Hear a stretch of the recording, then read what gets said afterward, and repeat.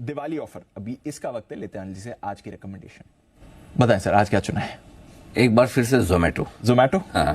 और दीप, अभी हाल ही में कुछ लोगों से, मेरे मार्केट के लोगों से बातचीत भी होती है। सब लोग अब तो जोमेटो को पसंद करने लगे हैं, लेकिन कुछ लोगों का मेरा कहना था कि अगर आप किसी स्टॉक पे इतने ज्यादा बुलिश हैं तो एक बार रिकमेंड करने के बाद वापस क्यों नहीं करते जी? क्योंकि हमने 40 से 50 रुपए की रेंज में, जब कोई जोमेटो को पसंद नहीं करता था, वो सबसे पहला समय था जब हमने बहुत स्ट्रांगली जोमेटो रिकमेंड किया।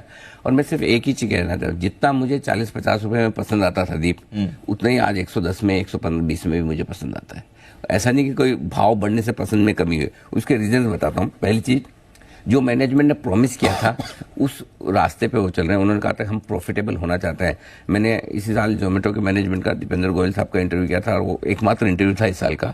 उन्होंने बहुत साफ कहा कि हम 2.5 साल में जितना रेवेन्यू है उतना प्रॉफिट अचीव कर लेंगे। 1000 करोड़ का रेवेन्यू 1000 करोड़ के प्रॉफिट में चले जाएंगे। तब शायद किसी को विश्वास नहीं हुआ, लेकिन पिछले 2 तिमाही के नतीजे देखकर सबको अब लग रहा है कि हाँ, जोमेटो वो करके दिखाएगा। तो पहली चीज, कंपनी का फोकस प्रॉफिट पर पूरा आ चुका है। दूसरा, ग्रोथ अपॉर्चुनिटी अनलिमिटेड है। जिस तरह से लोगों का इंटरेस्ट अब जोमेटो के थ्रू ऑर्डर्स देने पर डे बाय डे बढ़ रहा है, बहुत स्ट्रांग ग्रोथ है।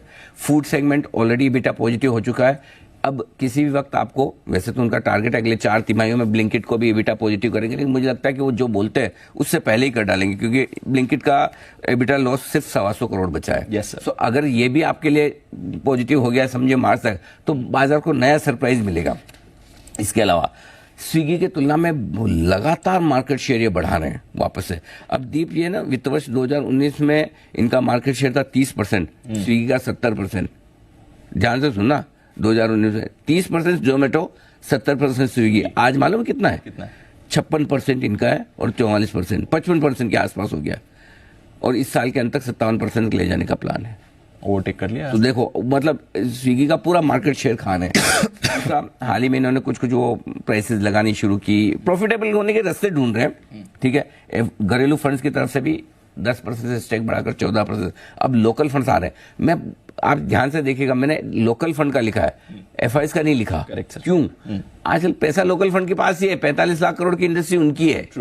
एफआई से बड़े बड़े हमारे फंड है, तो लोकल फंड खरीदना जो ज्यादा फोकस करना चाहिए इस लिहाज से। और 11,700 करोड़ के बड़े कैश पे बैठी है कंपनी। ये कंपनी 11,000, मुझे लगता है एक दिन ये स्टॉक ऐसा होगा, शायद आपको कभी निफ्टी से वगैरह में भी आता हुआ दिखे। ठीक है, कोई बड़ी बात नहीं, new age e commerce company है और कमाल कर सकता है। 150, 165, 190, ये 3 टारगेट लेके चलिए। और आज तो ढेर सारी एफआई ब्रोकरेज के भी टारगेट आए हैं। मेरे ख्याल से जेफरीज ने 163 का टारगेट दिया है, सीएलएस से 168 का टारगेट दिया है, जेपी मॉर्गन 150 का टारगेट है। अब सबको पसंद आ रहा है। हमें 40-50 से आ रहा था, अब भी आ रहा है, 200 तक भी आएगा। आएगा बिल्कुल सर। और हर लेवल पर रिकमेंडेशन भी आई जब कहा था कि अब यहां से खरीदने का वक्त है, बेचना नहीं है। वहां से हम देख रहे हैं स्टॉक में भी बड़ा एक्शन दिखा। एक बार देख